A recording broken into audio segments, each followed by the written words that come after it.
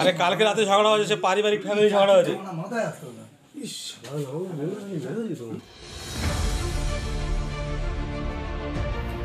দক্ষিণ চব্বিশ পরগনার মগরাহাট পশ্চিম বিধানসভা তৃণমূল যুব কংগ্রেসের কার্যকরী সভাপতি নাজিমুল হাসান দপ্তরিকে মারধরকে কেন্দ্র করে রাজনৈতিক চাপানুতোর। এদিন সকালে চায়ের দোকানে বসেছিলেন কালিকাপোতা অঞ্চলের বাসিন্দা তথা যুব তৃণমূল কংগ্রেসের কার্যকরী সভাপতি নাজিমুল হাসান দপ্তরি। এরপর হঠাৎই তার উপর চড়াও হয় কিছু দুষ্কৃতীরা।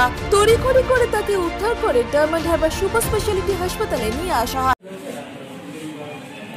ঘটনা বলতে আমি চা দোকানে বাবুদার কাপড় দোকানে ঘুরেছিলাম, ওখান থেকে হঠাৎ করে কয়েকটা ছেলে আমাকে ডেকে আচমকা মারধর শুরু করে।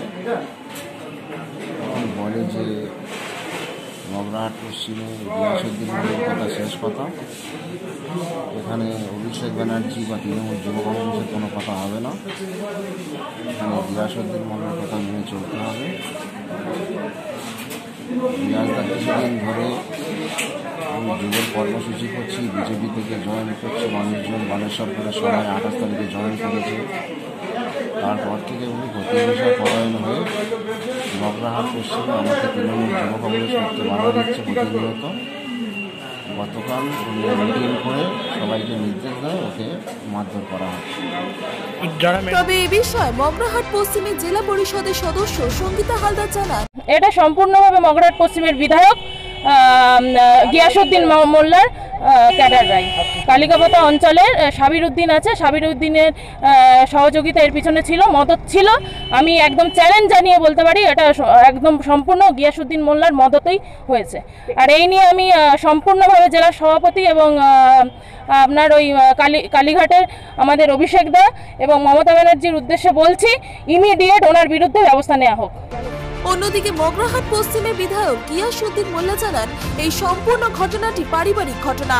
ইচ্ছা করে এতে তৃণমূল কংগ্রেসকে জড়িয়ে প্রচারে আসার চেষ্টা করছে। এলাকায় আপনার বিরুদ্ধে আপনার দলের লোকরা সব পোস্টার মারছে। কিছু কিছু সবাই স্বার্থনিষ্ঠ ব্যক্তি সব জায়গায় থাকতে পারে।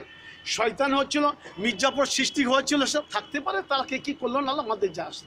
এলাকায় মিটিং করছে, পোস্টার করছে, সে করুক, তাতে আপনার অসুবিধা হবে না। না, তাতে কি দেখে যাবো। তবে রাজনৈতিক মহলের অনেকেই কটাক্ষ করে বলেছেন, বারে বারে এইভাবে শাসক দলের গোষ্ঠীদ্বন্দ্ব প্রকাশ্যে এলে 2021-এর বিধানসভা নির্বাচনের আগে তা অনেকটাই প্রভাব পড়বে শাসক দলের উপর।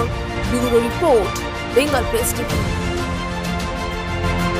অভিজ্ঞ ডাক্তারবাবুদের দ্বারাই পরিচালিত 24 ঘন্টা চিকিৎসায় নিয়োজিত ও অল্প খরচে জটিল রোগের সমস্যা সমাধানের একমাত্র ঠিকানা আনাবিয়া নার্সিং হোম।